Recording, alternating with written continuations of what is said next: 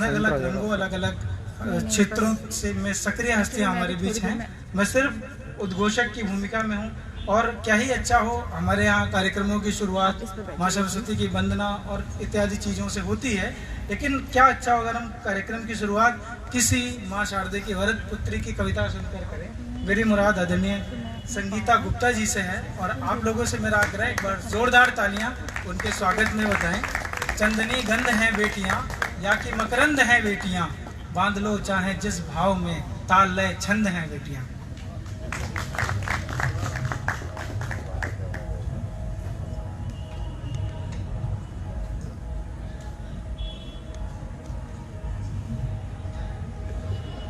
ले ले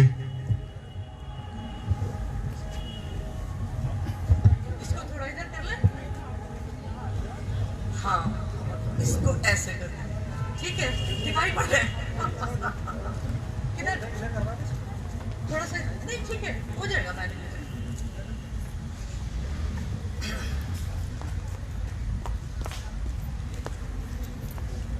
एक संशय के काल में हम लोग जी रहे हैं, फिर भी कविता सुनने के लिए लोग इकट्ठे हैं।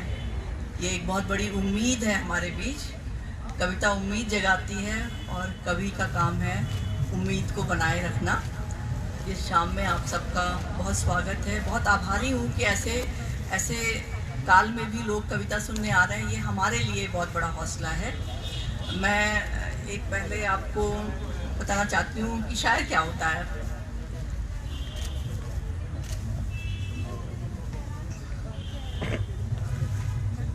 कई जन्मों की प्यास और बेचैनियां लेकर कोई इस ज़मीं पर उतरता है तो शायर होता है। वाह। कई जन्मों की प्यास और बेचैनियां लेकर कोई इस ज़मीं पर उतरता है तो शायर होता है। एक टूटा सितारा जिसे आसमान ने बेघर किया हो तो शायर होता है। वाह वाह वाह। पत्थरों से मोहब्बत का जज्बा रखता है, पत्थरों से मोहब्बत का जज्बा रखता है। मौसमों के साथ मुरझाता और खिलता है तो शायर होता है। वाह।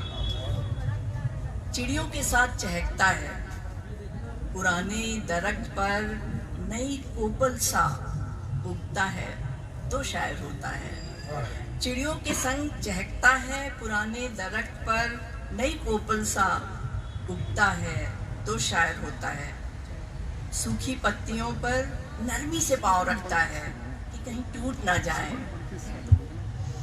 ओस की बूंद को समंदर समझता है तो शायर होता है, तो शायर होता है। बड़ी लंबी नज़्म है मगर मैं इसको पूरा नहीं सुनाऊंगी। मैं एक माहौल बनाना चाहती थी। जो सबसे पहले पढ़ता है उसकी जिम्मेदारी बन जाती है कि अपने ऑडियंस को अपने साथ कर ले। तो मैंने सोचा कि मैं ये सुनाती हूँ। मैं एक और छोटी नज़्म सुनाती हूँ। जी स्वागत है जी। तुम्हारी हंसी अब निष्पाप नहीं, तुम्हारी हंसी अब निष्पाप नहीं। हिसाब किताब के बोझ तले किसी बिकी हुई रूह का कलंक हुई। वाह वाह वाह वाह वाह। तुम्हारी हंसी अब निष्पाप नहीं, हिसाब किताब के बोझ तले, शुक्रिया, किसी बिकी हुई रूह का कलंक हुई।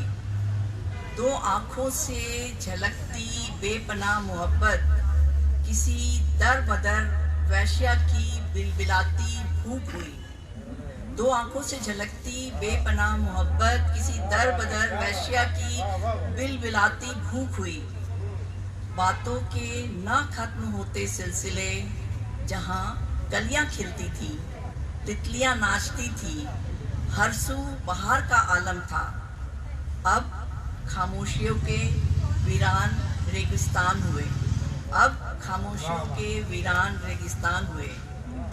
मेरे आदम अरमानों के भार से हमारे बीच जो सच्चा लगता था, मेरे आदम अरमानों के भार से हमारे बीच जो सच्चा लगता था, सब कलुषित हुआ। अब बोलने सुनने से बेहतर अबोला हुआ।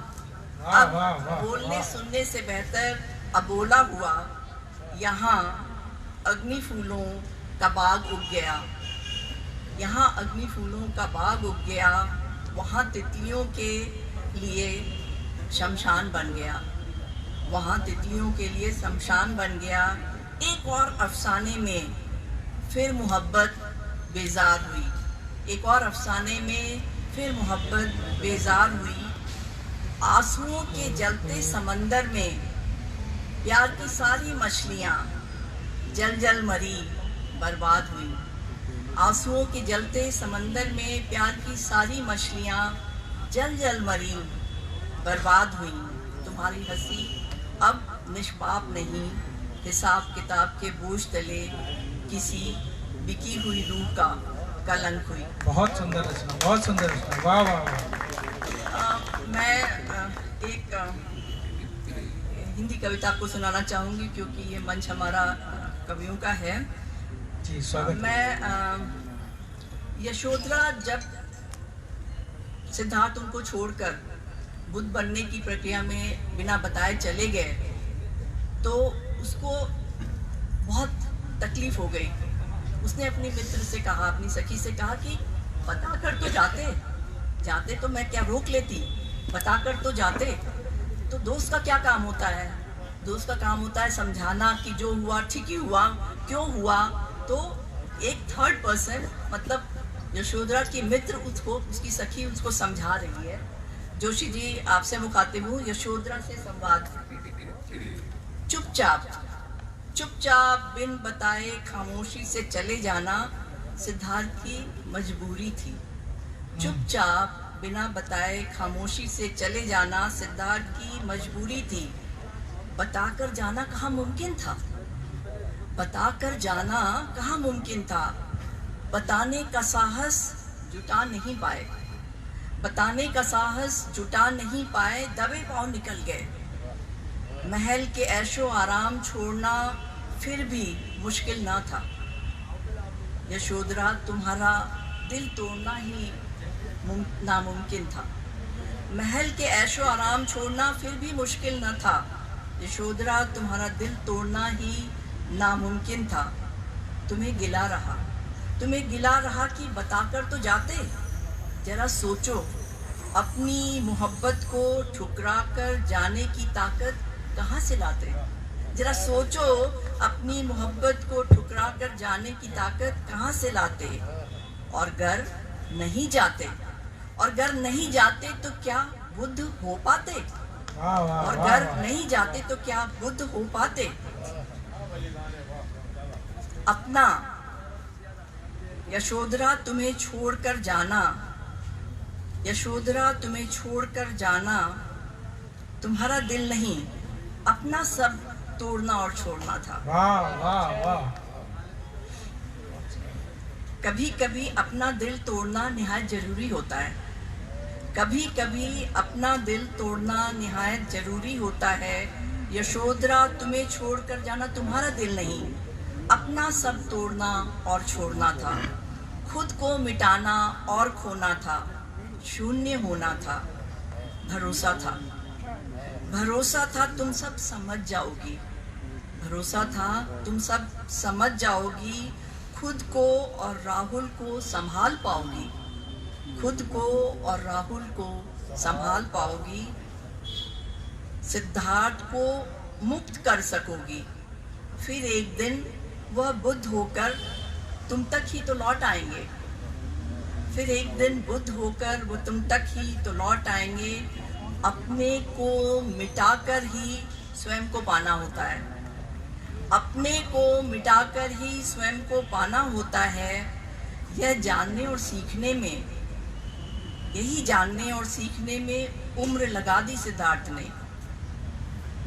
वह दर बदर भटक कर जान पाए जो खामोशी से राहुल को पालते हुए तुमने सहजता से सीख लिया था।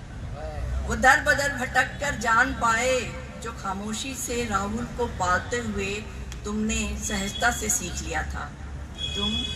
तुम माँ थी, तुम्हें सब यूं ही पता था। तुम माँ थी, तुम्हें सब यूं ही पता था। प्रसव की बोझ, प्रसव की बेइंतहा यातना तुमने महसूसा था। खुद को खोना, मिटाना और शून्य बनाना तुम्हारे लिए आसान था। तुम माँ थी। प्रसव की बेइंतहा यातना तुमने महसूसा था। खुद को खोना, मिटाना और शून्य बनाना तुम्हारे लिए आसान था। तुम जननी थी और जननी सहज ही बुद्ध होती है, और जननी सहज ही बुद्ध होती है। तुम गिला भी सिर्फ अपनापन जताने के लिए ही करती रही। तुम गिला भी सिर्फ अपनापन जताने के लिए ही करती रही। मन ही मन तुम सब जानती थी, क्योंकि तुम तो माँ थी, क्योंकि तुम तो माँ थी। बहुत धन्यवाद। एक शेर आप सबकी नज़र है, जो हमारी ऑडियंस है और इतने ऐसे समय में हमें सुनने आई है। अब आपके लिए एक शेर कह देती हूँ। अल्फाज मेरे इबादत का जरिया है। अल्फाज मेरे इबादत का जरिया है। तुम तक पहुँच जाए तो लगता है दुआ कबूल हो गई।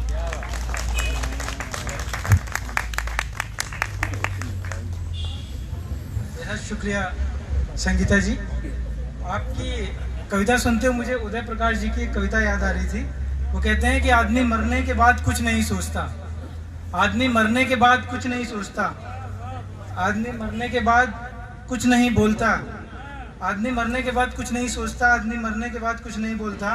कुछ नहीं सोचने, कुछ नहीं बोलने से आदमी मर जाता है।